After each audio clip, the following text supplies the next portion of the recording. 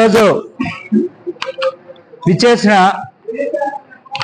పత్రికా విలేకరులకు media electronic media మిత్రులందరికీ కూడా బహుజన సేన రాష్ట్ర కమిటీ తరఫున ప్రత్యేక వందనాలు తెలియజేస్తున్నాం. నా పేరు శ్రీ చందు, బహుజన సేన రాష్ట్ర అధ్యక్షుడిని. మిత్రులారా, ఈరోజు అత్యవసరంగా పత్రికా సమావేశాన్ని విజయవాడ నగరం నందు ఏర్పాటు చేయడానికి ప్రధానమైనటువంటి కారణం, రాయలసీమ ప్రాంతంలో విద్యా వైద్యానికి సంబంధించినటువంటి అంశం పైన మాట్లాడడానికి ఈరోజు ఇక్కడ రావడం జరిగింది. గత ప్రభుత్వంలో ఏర్పాటు చేసినటువంటి 9 మెడికల్ కళాశాలల్లో భాగంగా అన్నమయ్య జిల్లా మదనపల్లి కేంద్రంగా శానిటోరియంలో దాదాపుగా 96 ఎకరాల స్థలంలో కొత్త మెడికల్ కాలేజీని 475 కోట్ల రూపాయలతో ఏర్పాటు చేయడం జరిగింది. ఆ పనులు ప్రారంభమే చాలా ఆలస్యమైనప్పటికీ ఈ రోజున 70% పనులు పూర్తయి భవనాలు నిర్మాణం జరిగి వేగవంతం జరిగి మెడికల్ కళాశాల ఏర్పాటు తరుణంలో ఆ మెడికల్ కళాశాలను ఆ మదనపల్లి కేంద్రంగా ఉన్నటువంటి ప్రభుత్వ జిల్లా ఆసుపత్రిని కూడా ప్రైవేట్ పరం చేయాలనే నేపథ్యంలో చర్చలు జరుగుతున్న నేపథ్యంలో ఆ విషయాన్ని ఖండించడానికి, ప్రభుత్వమే నడిపించే రకంగా చేయడానికి మనం ఈరోజు ఇక్కడికి రావడం జరిగింది. మిత్రులారా, మదనపల్లి కేంద్రంగా చుట్టుపక్కల తిరుపతికి వెళ్ళాలన్నా, బెంగళూరుకి వెళ్ళాలన్నా, తమిళనాడులోని వేలూరుకి వెళ్ళాలన్నా దాదాపుగా 125 కిలోమీటర్ల వ్యత్యాసం ఉంది. ఒక్క యాక్సిడెంట్ జరిగిన మా ప్రాంతంలో అక్కడి నుంచి ప్రాణాలు అత్యవసర చికిత్స కావాలన్నా, మెరుగైన చికిత్స కావాలన్నా మేము 125 కిలోమీటర్లు ప్రయాణం చేయాలి. ఆ 125 కిలోమీటర్ల ప్రయాణంలో వేల ప్రాణాలు ఇప్పటికే గాల్లో కలిసిపోయే చాలా మంది చనిపోయారు, సరైన సమయానికి సరైన వైద్యం అందక. సో ఈ విషయాన్ని నేపథ్యంగా ఉంచుకొని ఉద్యమాల ద్వారానే మెడికల్ కాలేజీ మేము స్థాపించుకుంటే, ఆ మెడికల్ కాలేజీ ఇప్పుడు వరల్డ్ బ్యాంక్ పాలసీ, ప్రపంచ బ్యాంకు పాలసీ ఏదైతే ఉందో ఆ పార్ట్నర్షిప్ ఉంది, పబ్లిక్ ప్రైవేట్ పార్ట్నర్షిప్ నేపథ్యంలో ఈ రోజున మెడికల్ కాలేజీని ప్రైవేట్ పరం చేస్తున్నారు.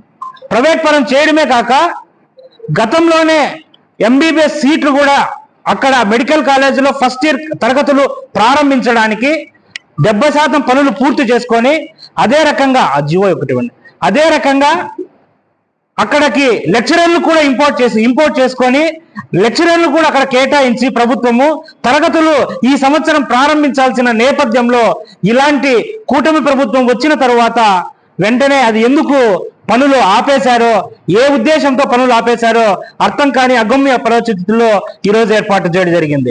మొన్ననే ప్రభుత్వ బోధన ఆసుపత్రి జిల్లా ఆసుపత్రి ముందర నిరసన వ్యక్తం చేస్తే స్థానిక ఎమ్మెల్యే గౌరవ షాజహాన్ బాషా గారు మా నిరసన కార్యక్రమానికి స్వయంగా విచ్చేసి ప్రభుత్వ ఆసుపత్రిని ప్రైవేటు పరం కాకుండా నేను చూస్తాను, నాకు ఒక నెల రోజుల సమయం కావాలని చాలా పాజిటివ్ దృక్పథంతోనే మాట్లాడడం జరిగింది. కానీ అదే ప్రభుత్వ ఆసుపత్రికి అనుబంధంగా ఉన్నటువంటి మెడికల్ కళాశాలను ప్రైవేట్ పరం చేయడానికి అన్ని సన్నాహాలు జరిగాయి. ప్రభుత్వం ఈ రోజున ఒక కమిటీ కూడా వేయడం జరిగింది. కమిటీ కూడా ఫామ్ చేసి ఆ కమిటీ కూడా ఏం చెప్తానంటే, ఆ కమిటీలో ఎన్ని నిర్మాణాలు జరిగాయి ఇవన్నీ కూడా ప్రైవేట్ పరం చేయడానికి సంసిద్ధం అయిపోయింది. పిపిపి పబ్లిక్ ప్రైవేట్ సంస్థ ద్వారా దీన్ని వరల్డ్ బ్యాంక్ యొక్క పాలసీ ద్వారా చేయబోతున్నారు. కావున ఫిబ్రవరి 6వ తేదీన జరిగే ఆంధ్రప్రదేశ్ కేబినెట్ సమావేశంలో ఈ అంశాన్ని కూలంకుషంగా చర్చించి ప్రభుత్వ వైద్యాన్ని ప్రైవేట్ పరం చేయకుండా మదనపల్లిలోని మెడికల్ కళాశాలను ప్రభుత్వమే నిర్వహించే రకంగా సత్వరమే రాబోయే విద్యా సంవత్సరం నుంచే మెడికల్ కళాశాలలో తరగతులు ప్రారంభం అయ్యే రకంగా చర్యలు తీసుకోవాలని చెప్పేసి మేము బహుజన సేన రాష్ట్ర కమిటీ తరఫున మేము డిమాండ్ చేస్తున్నాం. ఈ నేపథ్యంలోనే విజయవాడలో అన్ని రాజకీయ పార్టీల అధ్యక్షులతో కూడా ఈరోజు కలవడం జరుగుతుంది, అపాయింట్మెంట్ తీసుకోవడం జరుగుతుంది. అక్కడ ఉన్నటువంటి సిపిఐ, సిపిఎం, జనసేన, ఈవెన్ టీడీపీలో ఉన్నటువంటి ఈరోజు వైద్య శాఖ మంత్రి, బీజేపీ అందరినీ కూడా మేము కలవడానికి సంసిద్ధమవుతున్నాం. ఈ విషయాన్ని అన్ని రాజకీయ పార్టీలకి, ప్రజా సంఘాలతో మూకుమ్మడిగా భవిష్యత్తులో పెద్ద పోరాటానికి సిద్ధం చేసి మెడికల్ కాలేజీల్ని ప్రభుత్వమే నడిపే రకంగా చర్యలు తీసుకునేంత వరకు బహుజన సేన పోరాడుతుందని చెప్పేసి ప్రతిగాముఖంగా తెలియజేయడం జరిగింది.